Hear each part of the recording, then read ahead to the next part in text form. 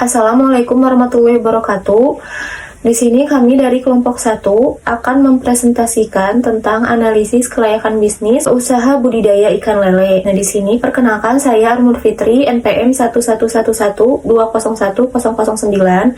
Lalu ada Rega Gumelar, NPM 11112011007, dan ada Arif Setiawan, NPM 11112011023. Untuk yang pertama, kita akan menjelaskan apa sih aspek-aspek analisis kelayakan bisnis. Aspek-aspek analisis kelayakan bisnis. Menurut Nurmalina, ed. 2009, penilaian dalam studi kelayakan bisnis dilakukan secara menyeluruh dari berbagai aspek, yaitu aspek non-finansial yang meliputi aspek pasar, teknis, manajemen, dan hukum, sosial ekonomi, budaya, lingkungan, dan dari aspek finansial atau keuangan. Kelayakan bisnis yang dinilai pada penelitian ini adalah kelayakan bisnis yang dinilai berdasarkan aspek pasar, aspek teknis, dan aspek finansial. Yang pertama, aspek pasar. Aspek pasar merupakan analisis untuk meliputi beberapa pasar yang akan dimasuki. Seberapa besar kemampuan perusahaan untuk menguasai pasar dan bagaimana strategi yang akan dijalankan. Ada 3 aspek pasar, yaitu pasar potensial, pasar tersedia, pasar sasaran. Yang ini ada aspek teknis. Aspek teknis merupakan analisis yang berhubungan dengan input proyek penyediaan dan output produksi berupa barang dan jasa, di mana aspek teknis ini berkaitan dengan proses pembangunan proyek secara teknik dan pengoperasiannya setelah proyek tersebut selesai dibangun.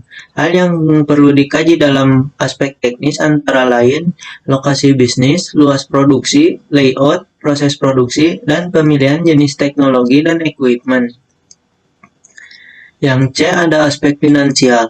Aspek finansial digunakan untuk menilai kemampuan perusahaan dalam memperoleh pendapatan serta besarnya biaya yang dikeluarkan.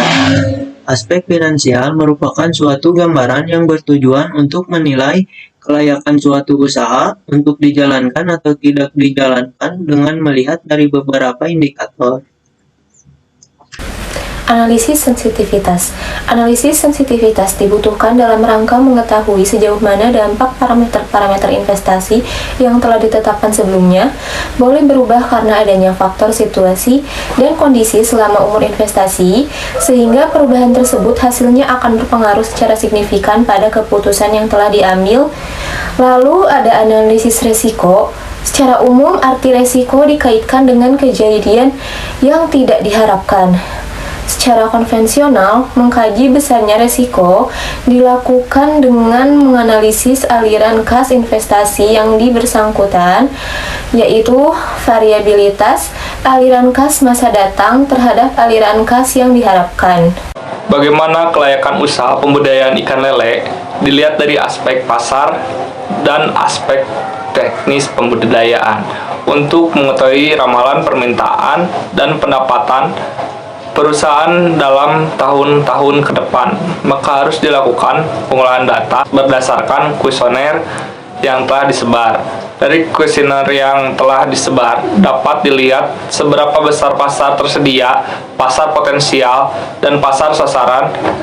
Dari rencana pembudidayaan ikan lele ini, variabel keminatan terhadap produk rencana budidaya ikan lele dijadikan variabel penentu pasar potensial.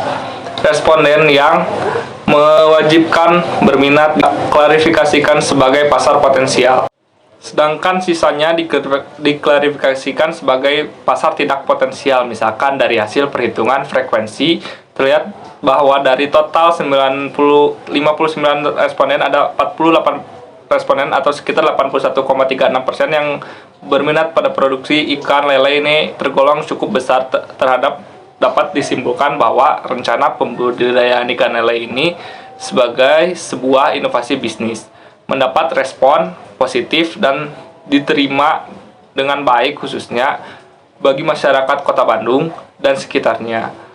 Hal yang perlu diperhatikan dalam aspek teknis adalah lokasi usaha sebagai sarana, penentuan tempat produksi, manajemen sumber daya manusia.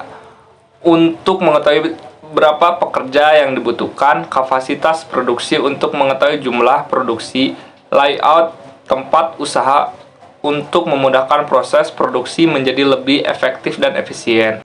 Lalu, bagaimana kelayakan usaha pembudidayaan ikan lele dilihat dari aspek finansial?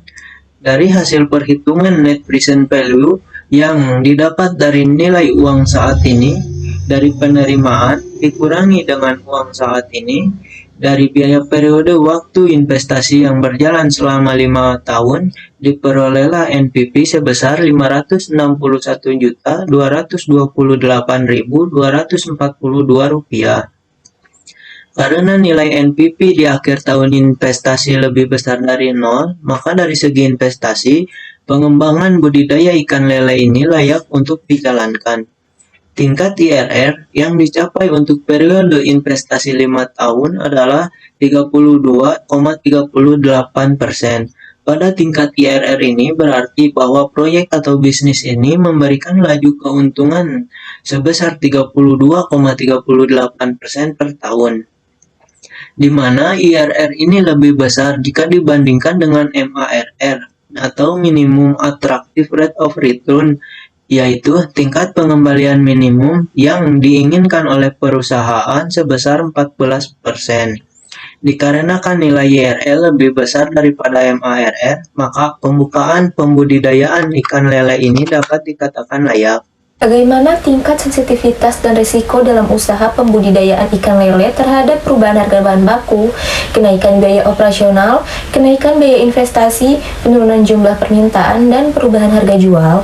Nah, di sini pada perhitungan sensitivitas, penurunan jumlah permintaan dapat dilihat pada saat jumlah permintaan diturunkan sebesar 8%, nilai IRR menjadi lebih kecil dari MARR yang ditetapkan dari nilai NPV menjadi negatif.